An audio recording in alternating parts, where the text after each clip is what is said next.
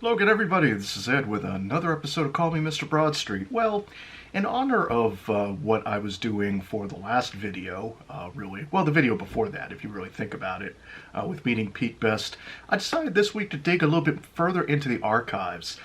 First, thank you to all the new subscribers and the current subscribers for following along. Please give a thumbs up, like, and subscribe if you're enjoying the content. Now, with this video, I'm doing the book, How They Became the Beatles, a definitive history of the early years, 1960 to 1964. It's by Gareth. It's either pronounced Pawlowski or Pawlowski. I apologize in advance if I'm mispronouncing your name if you happen to be looking in on this video. It's a book that came out in 1989.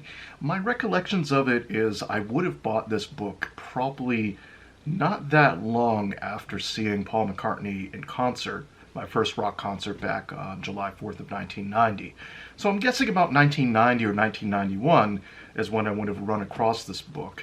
Now, I can't remember if I bought it or if it was a gift given to me, to be quite honest, but I think something tells me I would have bought it from Tower Records. And again, I mean, think about it this way. The book comes out in 1989. Paul's releasing the Flowers in the Dirt album in 1989. 1989 into 1990, he's doing his first world tour,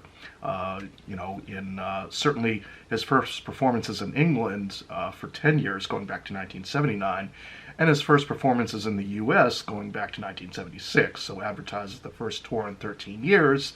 I'm sure folks were looking to capitalize on, any renewed interest in the Beatles or the solo Beatles whenever a product comes out. I'm going to walk through a few photos. Now, in the internet age, of course, these might be a lot more common now. I get that. I understand that. They're probably floating around out on Google somewhere.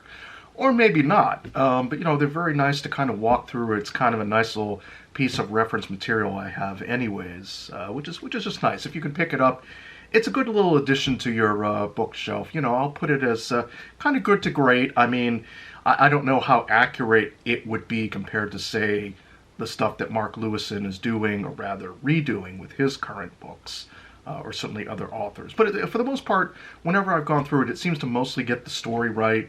A lot of good examples of record labels, pictures, especially a plethora of early photos, early pictures, particularly with Pete Best. But it goes from 1960 all the way to December of 1964 when, quote unquote, the early years were sort of coming to a close. You could see that maybe the Beatles were going to have some staying power into 1965 and beyond, which they certainly did.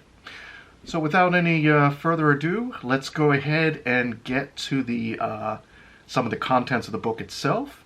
And then I'll come back and just sort of do a little bit of a recap. And away we go.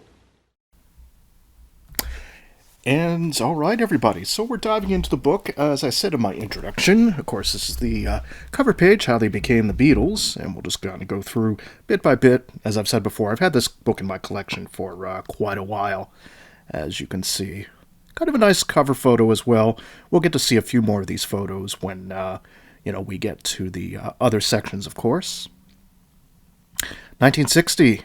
Not quite where it all began. As a lot of you may know, it actually began the day John and Paul met back in 1957 at that church village party, way back when. But this is kind of the starting point for this book, at least. And I know there are a lot of other more in-depth resources, Mark Lewison being among them, of course. But some nice pictures to follow.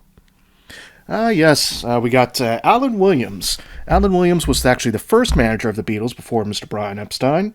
And, of course, as we look through, the caption says, pictured with Janice the stripper. Yes, they actually backed a stripper once upon a time in Hamburg, but I'm not sure the book quite gets this right. I don't think that that's correct in the captioning, although it makes probably for more interesting reading, I suppose.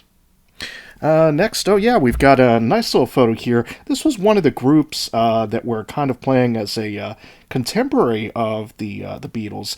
Really, a lot of interesting information, with them. Really, just it was Derek, Willie, and Howie Casey on saxophone as part of the band. Kind of cool little photo. Yep, here's the photos right here. These particular photos, of course, you'll have seen from one of my previous videos. I did get the autograph from Pete Best. These are just some outtakes from that 1961 photo session. Again, they're trying out the band. It's 1961. Things are starting to move along a little bit. You can see they're in the leather jackets as opposed to the suits they would become later known for. Just some more photos, outtakes of the photo. Again, if you've seen my previous video with that autograph, you'll see the original photo. But just kind of nice, kind of some nice, really cool photos. Very much historical value. Again, they're rough and ready. They're ready. They're young. They're up and coming. They're not famous yet, but the march continues for them. Yeah, just some more photos. Again, I just like looking at these, just kind of different outtakes, different photos. It's not like nowadays where, you could go on an Instagram or, post, take 500 photos if you want to and edit and filter it. These, 60 years ago, 60 plus years ago, quite a different world then that they were coming up in, as opposed to the starting point that a lot of artists have now. I like these right here. These are some original Cavern Club member cards and memorabilia. Those are definitely, on the market. I know those don't go cheaply, especially when this book was published in 1989. I know the prices have only increased since then. I would love to get my hands on something like that at some point. We've got some really nice photos coming up next. This series of photos, again, they may be all over the internet by now, but again, this is all pre-internet as I got the book.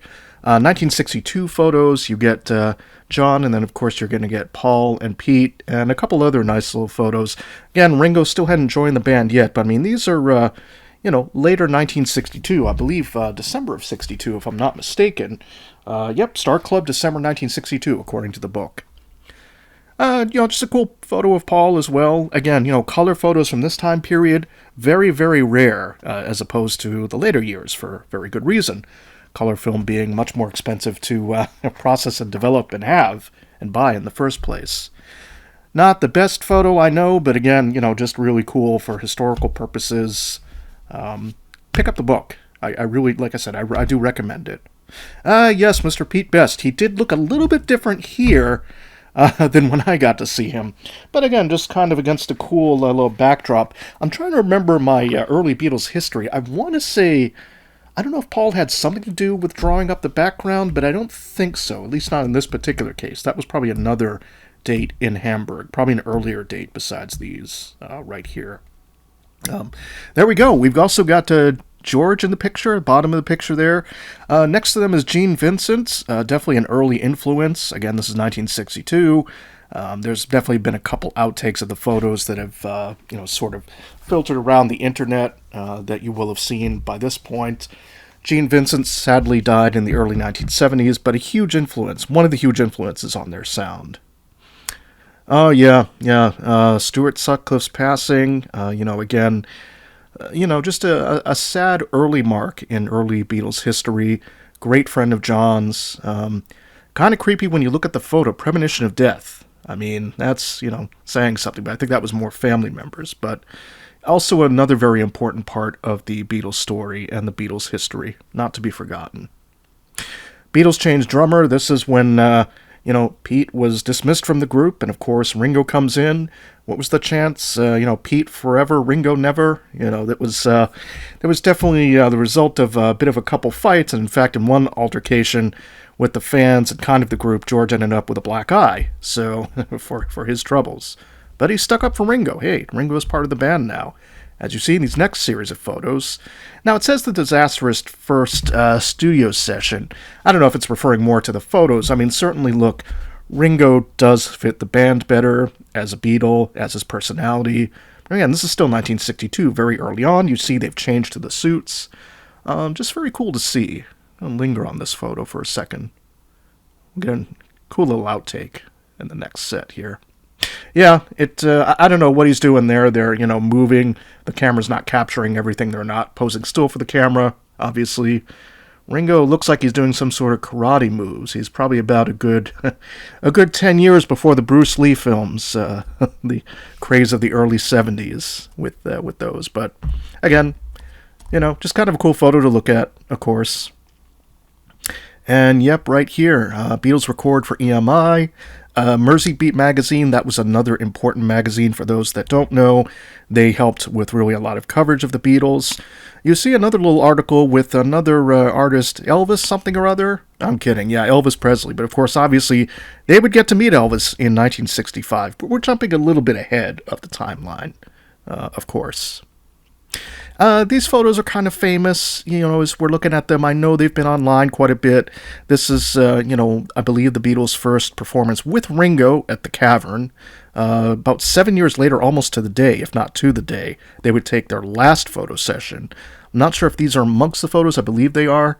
But between 1962 to 1969, they would look markedly different. I just like this little jeans advert here. People saying, oh, well, Beatles stood for this, for that. Hey, first of all, like any other bands, they wanted to make money. They wanted to get paid for the touring, for the recording, for the time. Just kind of a cool little advert here. I don't think this has been seen too many places. But again, 1963, things are starting to progress even a little bit more. The speed is picking up. This was December 1963. It says Beatlemania sweeps U.S. Now, I know that the whole idea of, Paul keeps recounting, well, they were not going to go unless they had a number one, as if they wouldn't have gone on Ed Sullivan anyways if they just had a top 10 hit or a top 5 hit. I believe they would have gone no matter what. The exposure alone to many people would have helped their careers. And this next photo, I couldn't help but not include it. No More Hard Days Nights. Huh. No More Lonely Nights? That would make a good song somewhere. But, you see the premiere of the Hard Day's Night at the Cavern. By this point, yep, they've already made their Ed Sullivan performance.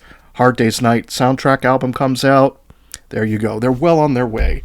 The final photo, which I just enjoy. Who doesn't want Ringo for Santa Claus, after all?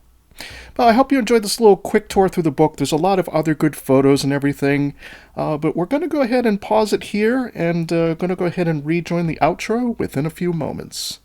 And here we go.